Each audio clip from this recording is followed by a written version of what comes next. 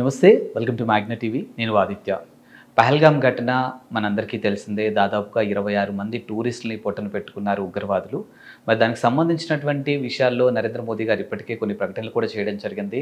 కంప్లీట్గా ఫ్రీడమ్ అనేది ఆర్మీ వాళ్ళకి ఇవ్వడం కూడా జరిగింది. మరి ఎప్పుడు ఏ క్షణాన ఏమైనా జరగవచ్చు యుద్ధానికి సంబంధించి. మరి దీని గురించి పూర్తి వివరాలు తెలుసుకునే ప్రయత్నం చేద్దాం. ప్రస్తుతానికి మనతో పాటు స్టూడియోలో ఉన్నారు ప్రముఖ అనలిస్ట్ సీత గారు మనతో ఉన్నారు. ఒక్కసారి మేడంతో మాట్లాడదాం. మేడం నమస్తే. నమస్తే అమ్మా. మేడం, పహల్గామ్ ఘటనతో దాదాపుగా భారతదేశం మొత్తం కన్నీరు పెట్టుకున్నటువంటి పరిస్థితులు మనం చూసాం. ఇంతకుముందు మనం చూసుకున్నట్టయితే మన ఆర్మీ వాళ్ళ మీద వాళ్ళు అటాక్ చేసినటువంటి సందర్భాలు ఉన్నాయి, పుల్వామా లాంటి ఘటనలు. But for the first time టూరిస్టుల మీద అటాక్ చేయడం జరిగింది. సో కాశ్మీర్ అనేది మనకు ఒక ఎమోషన్ లాంటిది. సో ఈరోజు వాళ్ళు దాని మీద కొట్టారు. సో దీన్ని అసలు ఎలా చూడొచ్చు? అసలు మన మోదీ గారు తీసుకోబోయే నిర్ణయాలు ఏ విధంగా ఉండొచ్చు? మోడీ గారు తీసుకునే నిర్ణయాలు ఆయన పని చేసిన తర్వాతే మొత్తం ప్రపంచానికి తెలుస్తుంది. ఎందుకనంటే కాశ్మీర్ ఇన్సిడెంట్ చాలా బాధాకరం అమ్మ. 26 మందిని అమాయకుల్ని ముష్కర్లు మిలిటెంట్స్ పొట్టన పెట్టుకున్నారు. ఇది దేశం మొత్తం, భారతదేశం మొత్తం నివ్వెరపోయింది. అంత బ్లడ్ బాయిల్ అవుతుంది, ప్రతి ఒక్కరికి బ్లడ్ బాయిల్ అవుతుంది. ఎదురు చూస్తుంది మోడీ గారు ఏ స్టెప్స్ తీసుకుంటారు, ఏ విధంగా రివెంజ్ తీసుకుంటారు, ఎందుకు ఇంత దారుణానికి ఒడిగట్టారు. ఇప్పుడు రకరకాలుగా మీరు ఫస్ట్ నుంచి చూసుకుంటే 2008లో ముంబై పేలుళ్ళు, లేకపోతే నెక్స్ట్ మన పుల్వామా అటాక్, 40 మంది జవాన్లు బాంబ్ పేల్చి 40 మంది జవాన్లని, ఇలా పఠాన్కోట్, ఉరి, 1 by 1 తీసుకుంటే కనుక పార్లమెంట్ మీద అటాక్ 2001లో. సో ఈ 2008లో ముంబై, ఇలా తీసుకుంటే వరుసపెట్టి తీసుకుంటే ప్రతిసారి పాకిస్తాన్ భారతదేశంతో పెట్టుకుంటుంది, ఓడిపోతుంది. 1971లో జరిగినప్పుడు కూడా ఎంత చేసినా కూడా తోక ముడుచుకుని వెళ్ళిపోతుంది. మళ్ళీ వెనక్కి వెళ్ళి చేతగాంతనంతో దొంగ దెబ్బలు తీయాలని చెప్పి ఇలా టెర్రరిస్ట్ని ఇది చేస్తుంది. నేను అనుకోవడం ఏంటంటే డెఫినెట్గా ఇది చాలా చాలా సీరియస్గా తీసుకున్నారు నరేంద్ర మోడీ గారు. దీనికి ఎలాంటి వెరీ వెరీ హార్డ్ అయితే ఉంటుంది. ఈసారి నరేంద్ర మోడీ గారు తీసుకునే స్టెప్ పాకిస్తాన్ మీద వీ కెనాట్ ఇమాజిన్. ఆయన బీహార్ సాయిల్ నుంచి మాట్లాడితే ఏమన్నారు తెలుసా? దీనికి కారకులైన వాళ్ళని ఏ ఒక్కళ్ళని కూడా నేను వదలను, పనిష్మెంట్ ఇస్తాను. ఏ విధంగా ఇస్తాను? We will give you punishment beyond your imagination. మీరు ఊహించలేరు మేము ఏ విధమైన పనిష్మెంట్ ఇస్తామో అని బీహార్ నేల మీద నుంచి నరేంద్ర మోడీ గారు మాట్లాడారు. జనరల్గా నరేంద్ర మోడీ గారు ఎక్కడికి వెళ్ళినా కూడా ఆయన హిందీలోనే ప్రసంగిస్తారు. యునైటెడ్ నేషన్స్ వెళ్ళినప్పుడు హిందీలోనే, అలాగే అమెరికా పార్లమెంట్లో మాట్లాడినప్పుడు హిందీలోనే, ఎక్కడ చూసినా హిందీలోనే మాట్లాడతారు. కానీ ఆ రోజు బీహార్లో, అంటే ఆఫ్టర్ ఇన్సిడెంట్, పహల్గామ్ ఇన్సిడెంట్ అయిన తర్వాత ఆయన బీహార్ నేల నుంచి హిందీలో మాట్లాడి he spoke a few minutes. It's a very short and strong message released by Narendra Modi from Bihar soil. ఇంత సింపుల్గా చెప్పాడు, we will punish you, we don't leave you, but it's beyond your imagination. అర్థం కాకుండా చేస్తాం. Beyond your imagination అంటే మీరు ఊహించలేరు మేము ఏం చేస్తాం, ఊహకు కూడా అందదు తెలుగులో చెప్పాలంటే. అంత strong warning issued by our prime minister. And మనకి చాలా ఎసెట్స్ ఉన్నాయి, అసలు నోవేర్ కంపారిజన్. పాకిస్తాన్ మనకి తోకది, చిన్న ఈగ లాంటిది మనకి పాకిస్తాన్. వాళ్ళు ఏంటంటే అక్కడ ఉగ్రవాదుల చేతుల్లో పాకిస్తాన్ ఇరుక్కుపోయింది. దేశం అంతా అంటే ఎస్పెషల్లీ ఆర్మీ. ఆ ఆర్మీ చీఫ్ ఎవరైతే ఉన్నాడో before Pahalgam attack he conducted a meeting with NRI, Pakistan ఎన్ఆర్ఐలతో. అతను ఏంటంటే కరుడుగట్టిన ఫ్యామిలీ నుంచి, మదర్సాలో ట్రైన్ అయినటువంటి వ్యక్తి, ఖురాన్ని బాగా వంట పట్టించుకున్న వ్యక్తి. ఖురాన్లో అన్నీ మంచిగా ఉంటాయి, వీళ్ళు చేసే దుర్మార్గ పనులు ఖురాన్లో ఉండవు. ఖురాన్ను, భగవద్గీత, ఖురాన్, బైబిల్ అన్నీ మంచిగా చెప్తాయి. వీళ్ళు ఏంటంటే వక్రమార్గం పట్టి ఇండియా మీద అక్కసు, ఇండియన్స్ మీద ఏడుపు, ఇండియన్స్ దొంగ దెబ్బ తీయాలి అనేటువంటి వర్స్ట్ యాటిట్యూడ్ పాకిస్తాన్కి ఉంది. అయితే ఈ రోజున చూస్తే కనుక పాకిస్తాన్కి అన్నిటినీ కట్ చేశారు. ఫస్ట్ హిందూ ట్రీటీ వాటిని కట్ చేశారు. పాకిస్తాన్ ఎయిర్ ఫోర్స్ ఇండియా వైపుకి రాకుండా కట్టడి చేశారు. ట్రేడ్ కట్టడి చేశారు. సముద్ర మార్గం నుంచి రాకుండా పెట్టేశారు. సో ఇవన్నీ కూడా అంత సీరియస్నెస్ని తెలియజేస్తున్నాయి, ఇండియా ఎంత సీరియస్ ఉంది అనేది. మీకు ఒక విషయం చెప్పనా, అమెరికా వైస్ ప్రెసిడెంట్ ఈ ఇన్సిడెంట్ జేడి వ్యాన్స్, ఆయన ఇన్సిడెంట్ జరిగినప్పుడు హీ వాజ్ ఇన్ ఇండియా. ఆయన ఏమంటున్నారు, ఇండియా 2 న్యూక్లియర్ ఈ బాంబులు 2 ఈక్వల్గా ఉన్నాయి, అంటే మనకి ఎక్కడ ఈక్వల్ కాదు, ఆ బాంబ్స్ దగ్గర ఈక్వల్గా ఉన్నాయని మాట్లాడుతున్నారు.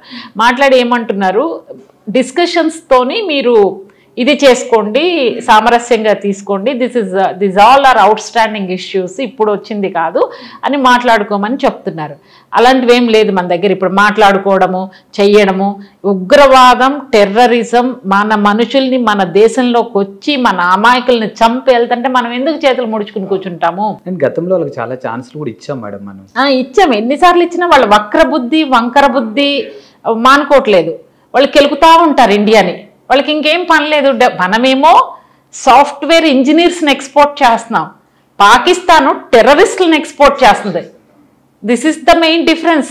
There is no development, there is no progress, there is no industrial development, ఏమీ లేదు అక్కడ. ఇండియా ఎలా వెళ్తాంది, పరుగులు పెడతాంది వికసిత్ భారత్ 2047 కోసం మనం పరిగెడుతున్నాం, నేషన్గా ఎదగాలని, టాప్ 1-2లో ఉండాలని. సో మన ఎయిమ్స్ వేరు, మన గోల్స్ వేరు, మన ఇది వేరు, మన థాట్ ప్రాసెస్ ఇస్ డిఫరెంట్. వాళ్ళు ఏంటంటే కుత్సితమైన బుద్ధితోటి ఒక లిమిటెడ్ దాంట్లో ఉండి అందులోనే బతుకుతున్నారు. అయితే ఇక్కడ మెయిన్ వాళ్ళు ఎందుకు చేశారంటే ఇప్పుడు టూరిజం బాగా డెవలప్ అయింది, అందరూ వస్తున్నారు. దాదాపు ఈ మధ్య కాలంలో 2.5 కోట్ల మంది 1 ఇయర్ నుంచి చూస్తే టూరిస్టులుగా వచ్చారు. మెయిన్ టెర్రరిస్టుల బాధ ఏంటంటే టూరిస్టులు రావడం వలన లోకల్ కాశ్మీరీ వాళ్ళకి బాగా డబ్బులు వస్తుంది. వాళ్ళు టూరిజం పెరిగితే అక్కడ ఎకానమీ డెవలప్ అయింది, అక్కడ ప్రజల్లో డబ్బులు చేతుల్లో వస్తున్నాయి టూరిజం వల్ల. అంటే ఇక్కడ లోకల్ కాశ్మీరీస్కి మిగిలిన భారత్లో ఉన్న ఇండియన్స్కి ఒక ప్రాక్సిమిటీ, ఒక మంచి అనుబంధం అనేది పెరుగుతుంది ఈ మధ్యకాలంలో. నరేంద్ర మోడీ గారు ఆర్టికల్ 350 అబ్రవేషన్ ఆఫ్ ఆర్టికల్ 317 తీసేసిన తర్వాత డెవలప్మెంట్ అనేది మొదలైంది.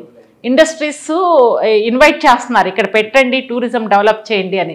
అక్కడ లోకల్ యూత్ కూడా ఆలోచిస్తున్నారు, లోకల్ యూత్ కూడా మనకి ఎంప్లాయ్మెంట్ కావాలి, నెక్స్ట్ జనరేషన్ మిలిటెంట్స్లోకి వెళ్ళకూడదు, టెర్రరిస్ట్ యాక్టివిటీస్ చేయకూడదు, చదువుకుంటున్నారు, ఉద్యోగాల కోసం చూస్తున్నారు. యూత్ థాట్ ప్రాసెస్ మారింది. అది పాకిస్తాన్లో ఉన్న ఉగ్రవాదులకి నచ్చట్లేదు. వాళ్ళు ఎప్పుడు కాశ్మీర్ డెవలప్ కాకూడదు, కాశ్మీర్ని ఎప్పుడు ఇబ్బంది పెడతా ఉండాలి. పాపం కదా మ్యామ్, వాళ్ళు ఓన్లీ 6 months మాత్రమే హార్డ్ వర్క్ చేసుకోగలుగుతారు, మిగతా 6 months కూడా కంప్లీట్ గా మంచుతో కప్పబడి ఉంటుంది. ఈ 6 months కూడా దెబ్బ కొట్టాలని, అందుకే they are attracting towards terrorism. డబ్బులు వీళ్ళ పేదరికాన్ని అడ్డం పెట్టుకొని డబ్బుల ఆశ చూపించి వాళ్ళని ఈ ఉగ్రవాదంలోకి లాగుతున్నారు. నరేంద్ర మోడీ గారు వచ్చిన తర్వాత ఏంటంటే అబ్రగేషన్ ఆఫ్ ఆర్టికల్ 370 అయిన తర్వాత అక్కడంతా డెవలప్ చేయాలి, ప్రోగ్రెస్ చేయాలి, మిగతా భారతదేశానికి కాశ్మీర్కి అనుసంధానం ఎక్కువ పెంచాలి, ఇది మొదలైపోయింది. అది భరించలేక మొన్న అమాయకులైన 26 మంది అంటే 26 మంది కదా, 26 మంది ఫ్యామిలీస్. అవును, ఎంత బాధమ్మా. అంటే నెక్స్ట్ వెళ్ళాలి అంటే భయపడాలి, కాశ్మీర్ వెళ్ళాలి అంటే.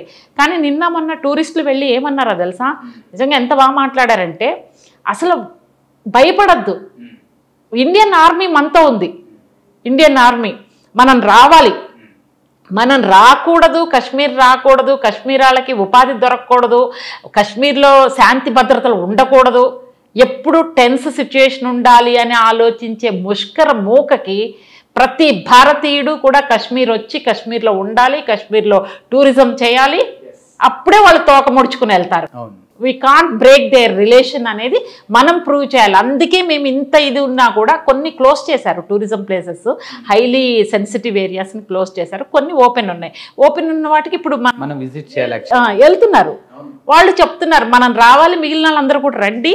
So we give strong message to the militants and Pakistan అనేది చెప్పారు. అది నిజంగా ఆహ్వానించదగ్గ పరిణామం. అది నిజంగా మనం కూడా ఆలోచిస్తే కరెక్టే మ్యామ్. అంటే ఎక్కడైతే మన బలహీనతను వాళ్ళు అనుకున్నారో దాన్ని మనం బలం చేసుకొని చూపించాలి. ఇప్పుడు మనం విజిట్ చేసామంటే వాళ్ళకి ఇంకా అదొక భయమే కదా, అది చంపేస్తున్నారంటే భయం వేస్తుంది. నాకు ఎప్పుడు నేను టూర్లకి వాటికి వెళ్ళాను, కొంచెం అగెనిస్ట్ ఉంటా, అంటే నాకు హైదరాబాద్ ఇష్టం, మా ఇంట్లోనే ఇష్టం, ఎక్కడికి వెళ్ళాను. కానీ ఈ ఇన్సిడెంట్ జరిగిన తర్వాత కాశ్మీర్ వెళ్ళాలి, ఎందుకనంటే ఆడ ఉద్దేశం ఏంటి, ఎవరు రాకూడదు, ఇక్కడ వాళ్ళకి ఉపాధి దొరకకూడదు, ఇలా అలాంటి యాటిట్యూడ్లో ఉన్నప్పుడు నిజంగా ఇండియన్స్ అందరూ వెళ్ళాలి.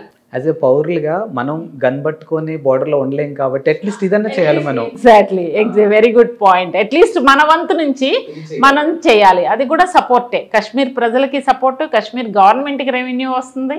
సో ఇదంతా ఇండియా నేషన్ అంతా ఒక సైడ్ ఉంది ఈ విషయంలో మాత్రం, including all political parties also supports Narendra Modi గారు. Whatever government takes steps we are there to support, we are behind Narendra Modi గారి గవర్నమెంట్ అని ఈవెన్ కాంగ్రెస్ అన్ని పార్టీలు అన్నాయి. దాన్ని మనం ఆహ్వానించదగ్గ పరిణామం, ఇంక్లూడింగ్ అసదుద్దీన్ గారు, ఓవైసీ గారితో సహా కూడా వాళ్ళ రిప్రజెంటేటివ్స్ కూడా నేషనల్ ఛానల్స్లో మాట్లాడుతూ నేను చూశాను. They are all supporting. Even today Karnataka minister ఒక ఆయన కూడా హీ సపోర్టెడ్ వెరీ వెల్. నాకు ఇవ్వండి ఆత్మహత్య దళం, నేను వెళ్ళి వాళ్ళ దగ్గర పడతాను. అండ్ ఈ టైంలో మనకి యూనిటీ ఉందని కూడా ప్రూవ్ చేసుకోవాలి. అంటే హిందూ, ముస్లిం, క్రిస్టియన్ రిలీజియన్ మనం చూపించుకోకుండా యూనిటీగా ఉండాలి మనం కూడా ఈ టైంలో. ఇండియన్ ముస్లిమ్స్ ఆర్ మంచి వాళ్ళు, వాళ్ళకి మనకి we have very good relations. ఎక్కడో ప్రాబ్లం ఏంటంటే ముస్లిమ్స్ ఎక్కడో కొంత పర్సంటేజ్ ఇలా టెర్రరిస్టులు ఉన్నారు కదా, దానివల్ల పాపం ఎంటైర్ ముస్లిం సామాజిక వర్గాన్ని మనం తప్పు పట్టకూడదు. సో వాళ్ళు కూడా మనతో పాటు ఇక్కడే పుట్టి పెరిగిన వాళ్ళు, ఇక్కడే ఇది, వాళ్ళ మీద కూడా వేరే భావన ఉంచుకోవడం అనేది కరెక్ట్ కాదు. అలా ఉంచుకున్నామంటే వీఆర్ నాట్ ట్రూ హిందూస్. సనాతన ధర్మం అదే కదా, అందరినీ ఈక్వల్గా ఉండాలి, అందరినీ కలుపుకుని వెళ్ళాలి అనేది. సో ఏదైతే టూరిస్టులు చేసినటువంటి వీడియో ఉందో, అంటే అందరూ రండి అని ఆహ్వానిస్తారు, బాగుంది అది. ఎస్, వీ హోప్ మన ఇంటర్వ్యూ తర్వాత ఇంకా ఎవరైనా ఇన్స్పైర్ అయ్యి వెళ్తే చాలా హ్యాపీ. కరెక్ట్ వెళ్ళాలి అందరు. మన తరపు నుంచి మనం చేసే సహాయం ఏంటంటే కాశ్మీర్ వెళ్ళాలి, కాశ్మీర్ ప్రజలకి చేయూతనివ్వాలి ఆర్థికంగా. వాళ్ళు కూడా దే ఆర్ వెరీ సపోర్టివ్. ఆ రోజు విన్నారా మీరు, నైనే आप डर मत करो आप हमारे साथ है, ये पानी पीवो, ये पैकेट ले लो, खाओ, आप हम आपके साथ है అని అట్లా. అది నిజంగా చూసినప్పుడు నాకు కూడా ఎమోషనల్. అవును, మేము మీతో ఉన్నాం, భయపడకండి మేడం హమ్ ఆప్కే సాత్ హై, ఇట్లా చెప్తున్నారు పాపం వాళ్ళు. They are very good. చాలా locals are very good. Only spoil చేసేది ఏంటంటే పాకిస్తానీ బ్యాక్ టెర్రరిస్టులు వాళ్ళు. Thank you ma'am. Okay ma'am.